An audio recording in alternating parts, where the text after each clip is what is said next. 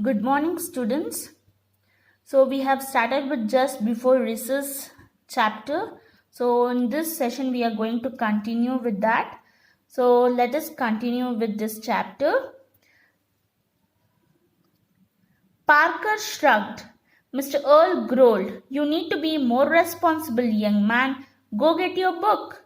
So, here Mr. Earl said that go and get your book, but Parker was telling it was not there. So, here the meaning of shrug means that sometimes you know that you raise your shoulder to express down. Yes, no? So, or ignorance. So, by seeing this, the teacher was very angry. So, the Parker was struck, no? By seeing that, the teacher was very angry. The other students looked on, relieved that Mr. Earl's attention was on Parker and not on them. So his other students, other classmates were enjoying. Why they were enjoying, students? That Mr. Earl, the teacher, attention is on Parker and not on them. So other students, they were enjoying.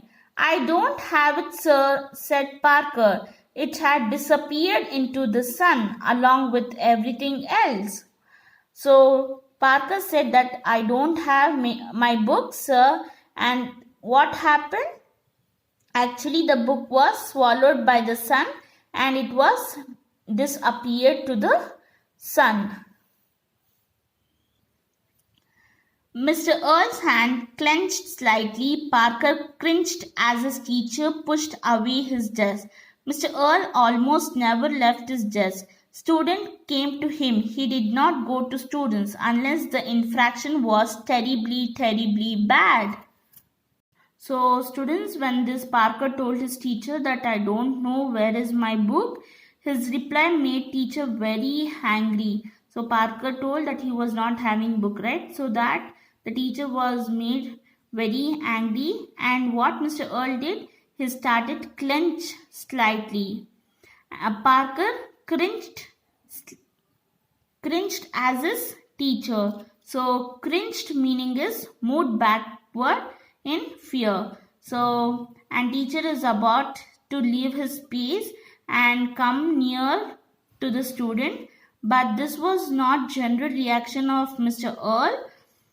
Mr. Earl never goes to students. He always calls students to himself and he never goes to students unless the infraction was terrible bad. So terrible infraction means breaking of a rule. So the students was having a rule. So they need to follow some rules, right? So if the students, if they have break that, so that time the teacher was going towards the students.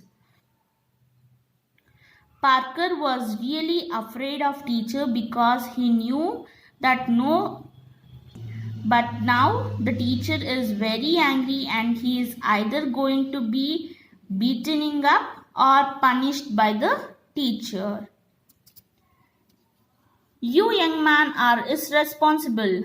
Remember our talk about responsibility on the first day of school." He looked at each of his students who nodded in turn. "Isn't your book in your desk where it belongs?"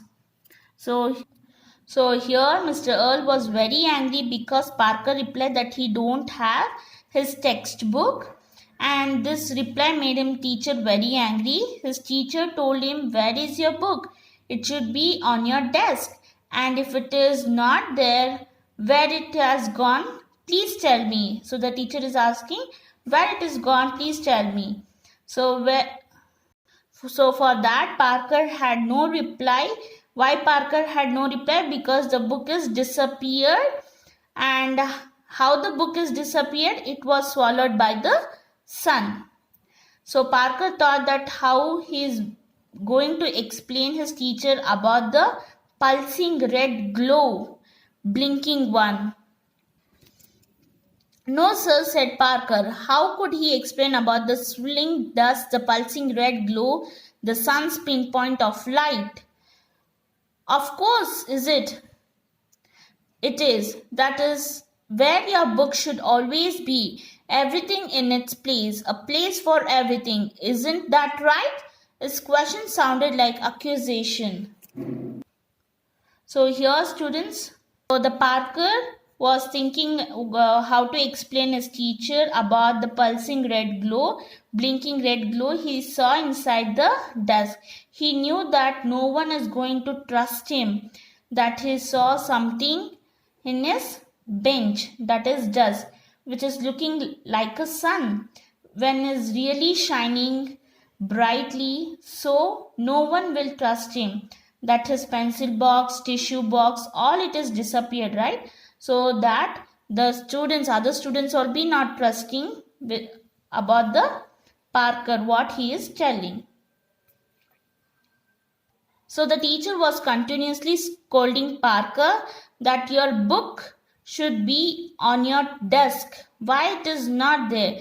He found that Parker was guilty.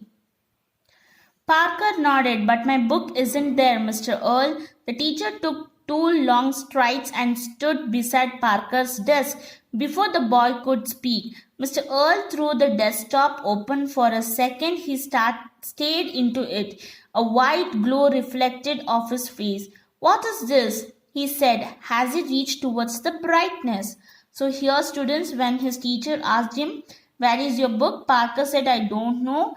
And the teacher was very angry, and teacher came near the Parker and he opened the desk. Strides long steps. Strides means long steps. He came near Parker's desk, and now what boy could warn the teacher before explaining to the teacher? The teacher, what he did, he just opened the desktop.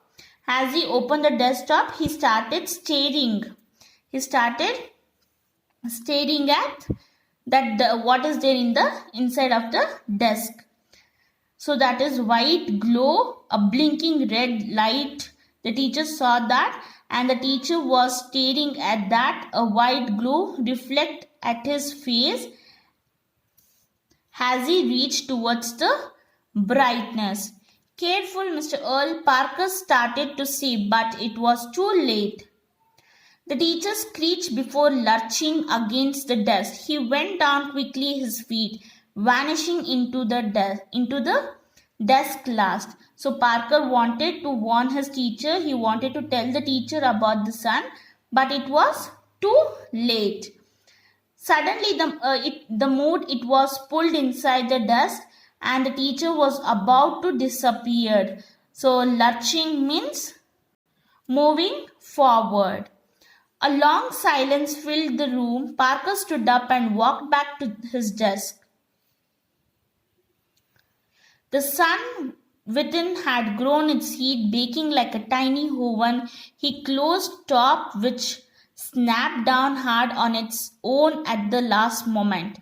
The other students hadn't moved. Parker looked at them. They looked at him. Over the intercom, a bell softly chimed. Recess, said Parker, and they all ran outside to play. So when this happened, all the students, they were shocked. They were confused. So how the teacher was pulled inside the desk, how the teacher disappeared. Parker was also no idea. Parker only knew that because of the sun. So he went inside, and what Parker could see, that the sun was grown large. The heat was baking like a tiny oven. So finally closed his desktop, and suddenly what happened? While that none of the students moved. By that there was a bell chimed. The meaning of chimed is ringing sound. So ringing sound, the meaning of intercom is over the telephone there was a ringing sound. So over the telephone there was a ringing sound, and that ringing sound, it was recess, time of recess, and all the children ran to play outside. So this is your explanation of the lesson, students, and I'll be sending the keywords with the meanings, so which you need to write in your English classwork. That is your homework, like your homework, but you need to write in your classwork. So thank you, students.